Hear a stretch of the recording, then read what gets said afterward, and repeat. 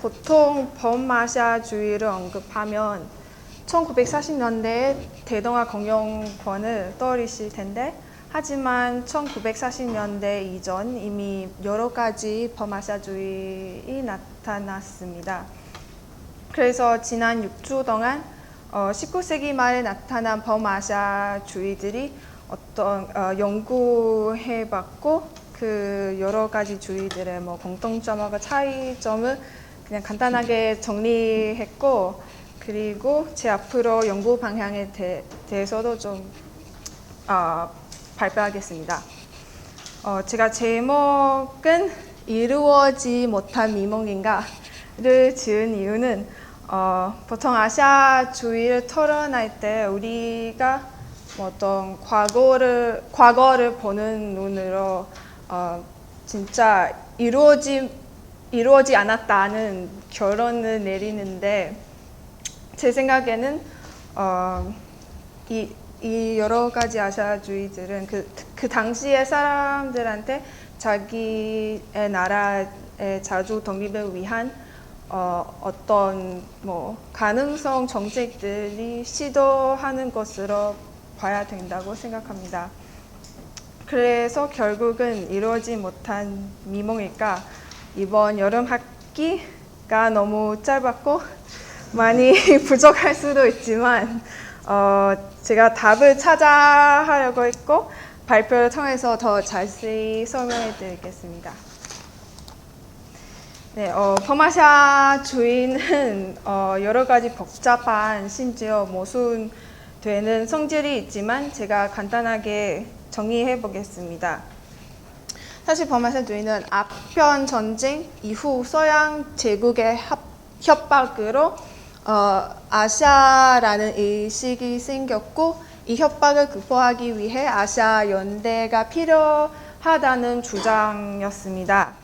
그런데 서구가 문화, 인종, 종교 등 차이를 의식하여 아시아라는 타자를 조작했지만, 실제로 이런 서구가 조작한 분계선 안에 있는 동양 사람들이 이런 묘사를 반어적으로 받아들였고 스스로 아시아라는 인식했던 것입니다. 그래서 기존 연구를 보면 아까 말해드렸던 것처럼 1940년대에 일본 제국에 제창한 대동아 공영권과 같은 일제 팽창주의 정책의 정당화와 관련된 연구가 많았습니다. 그리고 대부분은 일본의 관점으로 된 연구이고, 또 한국 학계의 경우는 대부분 초기 한국의 범아시아주의자가 일본의 제국주의를 지지했던 범아시아주의자들한테 속았었다는 결론을 내리고 있습니다. 그런데 저는 19세기 말 일본과 한국에서 형성된 범아시아주의를 통해 양국의 각각의 자주 독립을 위해 어떤 아시아주의를 만들어 나가는지 살펴보고자 합니다. 그래서 지금부터 19세기 말 대표적인 일본 범아시아주의 세계, 한국 범아시아주의 세계를 짧게 소개해 드리겠습니다. 먼저 흥하회 중화권 아시아연대론을 소개해 드리겠습니다. 흥하회는 일본 최초의 아시아주의 조직으로 1880년 도쿄에서 설립되었고, 좀 활발하게 활동했지만 1884년에 그 갑신정변의 영향 때문에 좀 쇠퇴했고 1900년에 동아 동문회와 합병되었습니다. 흥하회의 주요 이념은 아시아 연맹은 각 나라가 동등한다는 바탕으로 연합을 통해서 쇠퇴하는 아시아를 다시 흥하게 해야 하는 겁니다. 그리고 이런 아시아 연맹은 수세기 이래 중화권 나라는 중화 문화의 영향을 받아서 같은 문화를 공용하고 있다고 주장하는 것입니다. 그리고 흥하회는 한국 사람들에게 처음으로 아시아 연합이라는 어떤 인식을 심었다고 주장하는 학자도 있습니다. 여기서 개화승 이동인에 대해서 짧게 소개해 드리겠습니다. 이동인이라는 사람은 1879년에 일본은 스스로도 몰래로 갔어요. 왜냐하면 그 시대에는 한국 정부의 그 조선 조정의 허락 없이 조선 사람들이 일본에 갈 수 없었습니다.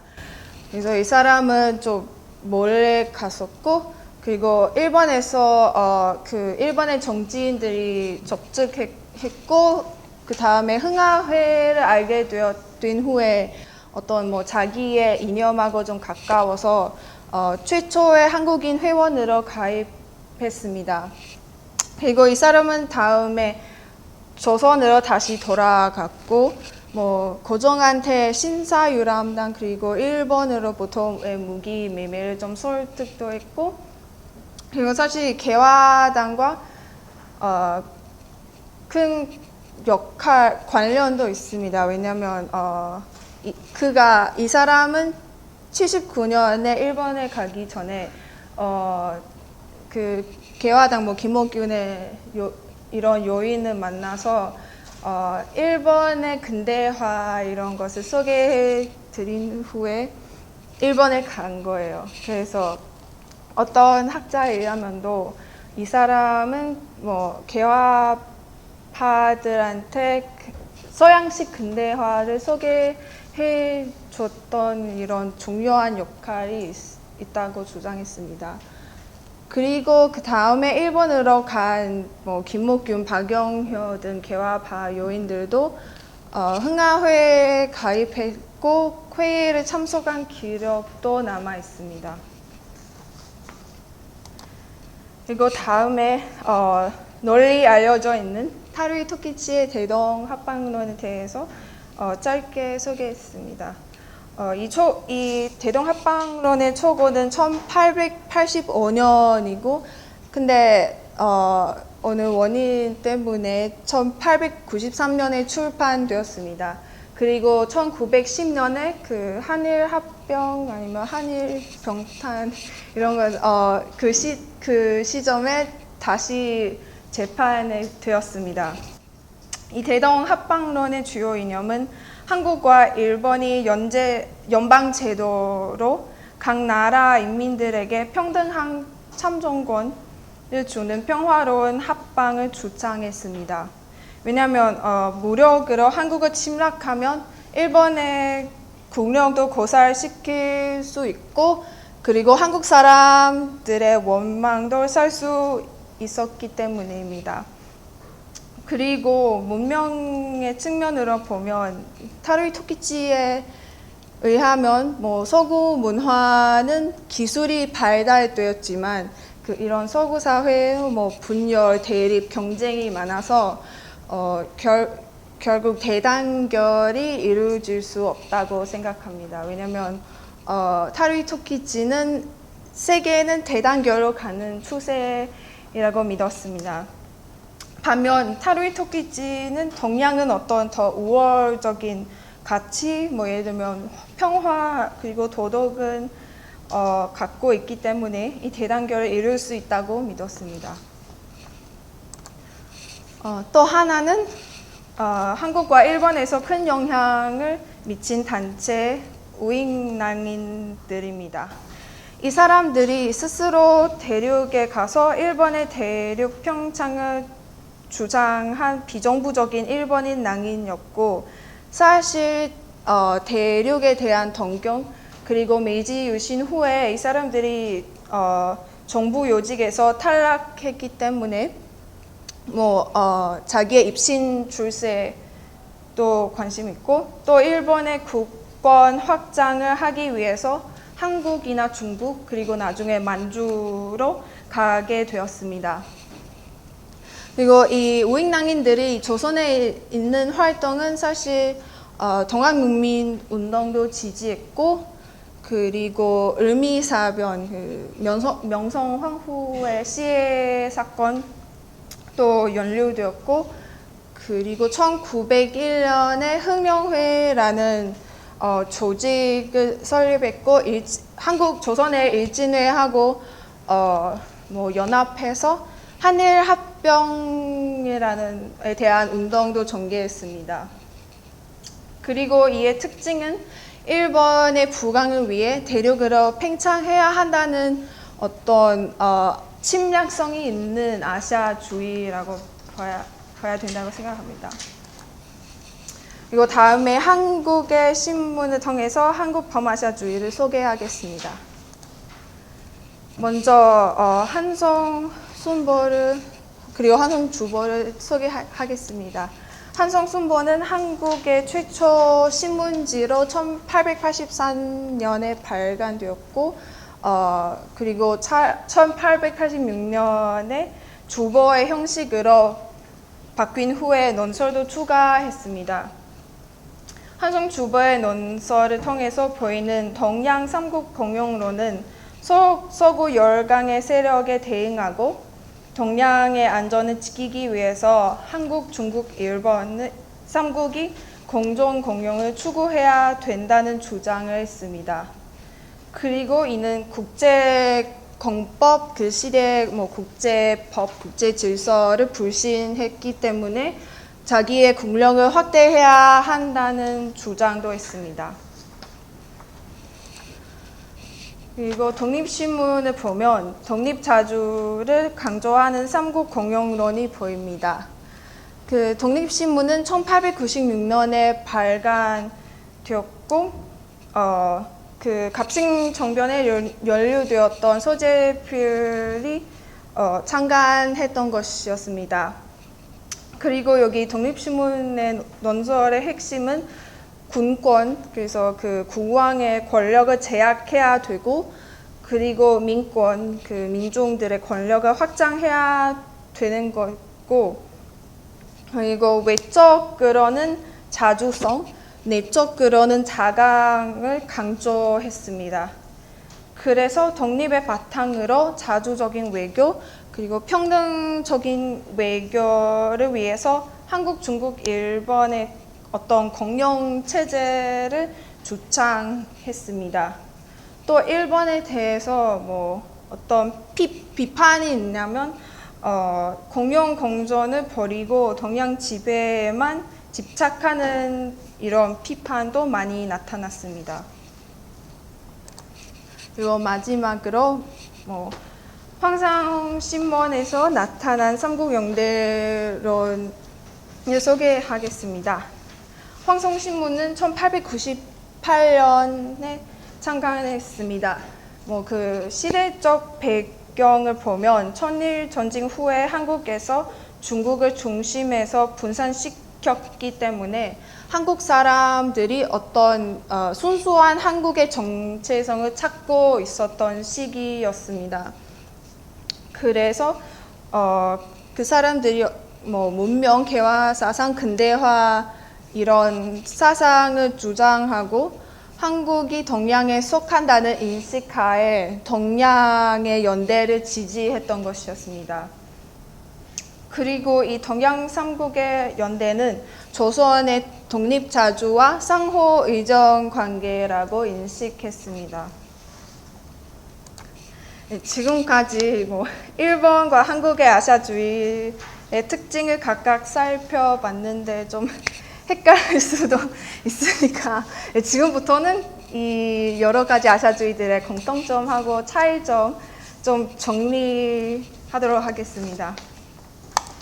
먼저 시대별을 보면 1880년대에 흥하회 아시아주의 그리고 한성순보, 한성주보가 있었습니다.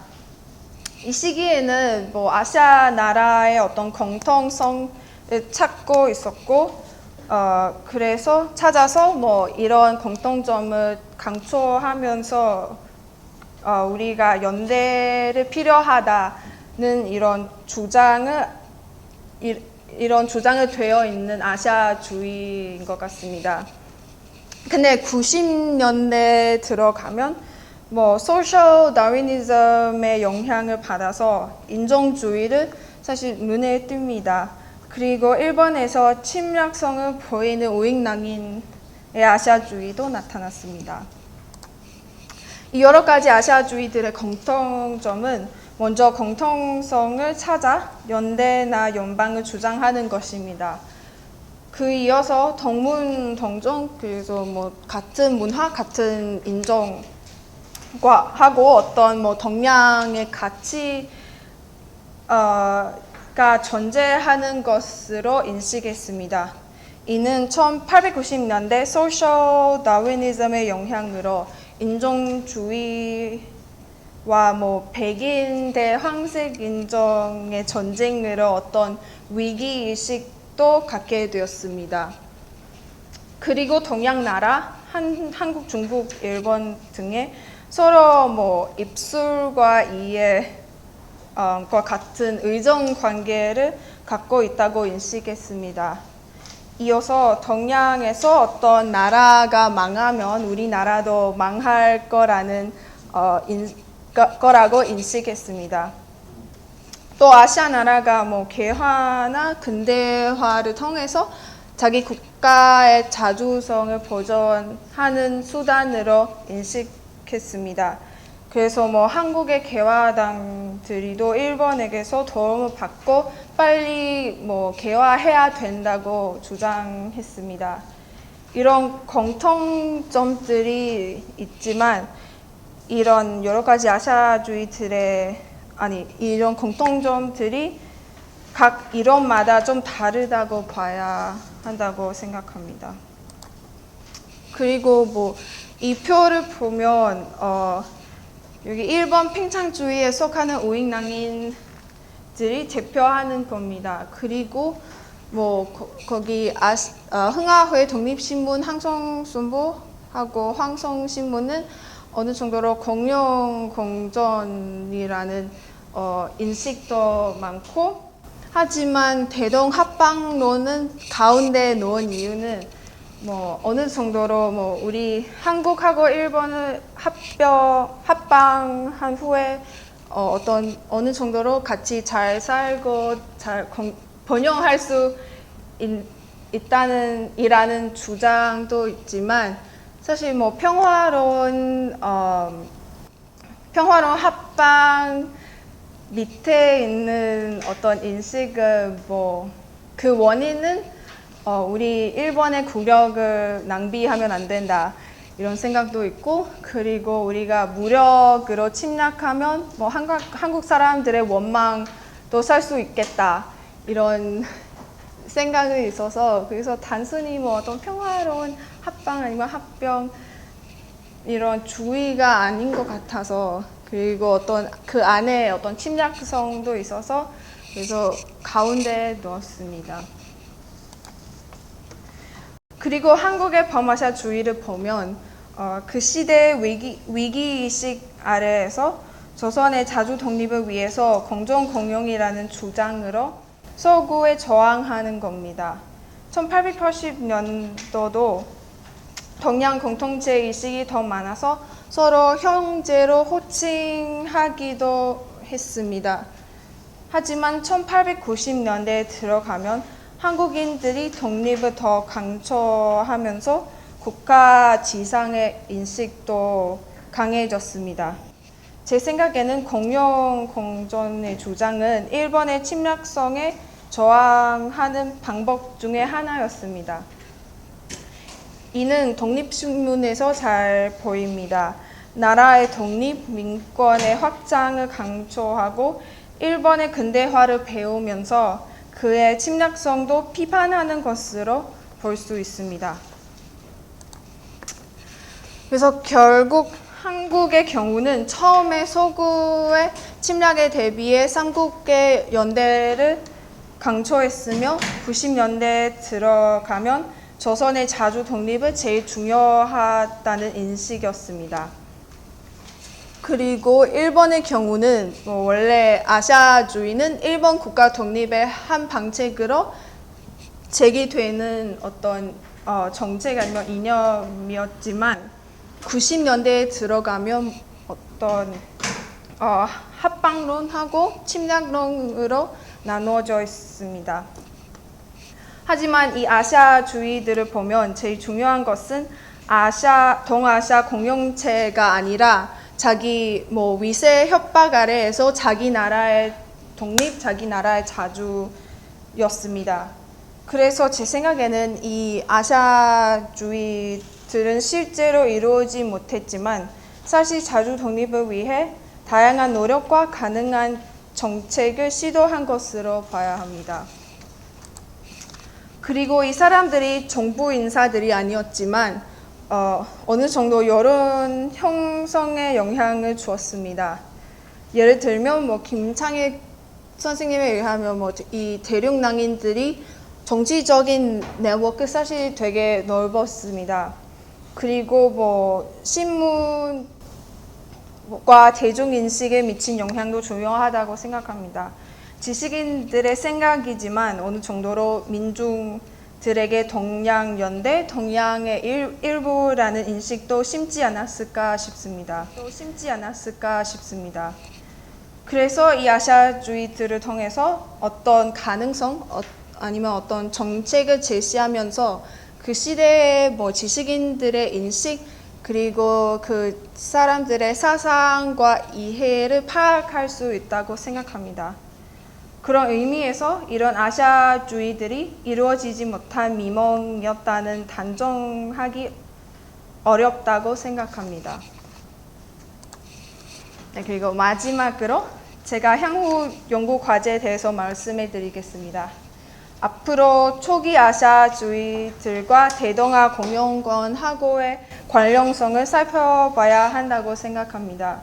대동아 공영권은 제국 아래에서 생기긴 이데올로기였으니까 사실은 아시아주의로부터 어느 정도 이탈되었던 주의인데, 하지만 일본 제국은 기존 아시아주의의 이념들은 불화시켰고 다른 모습으로 이용했습니다.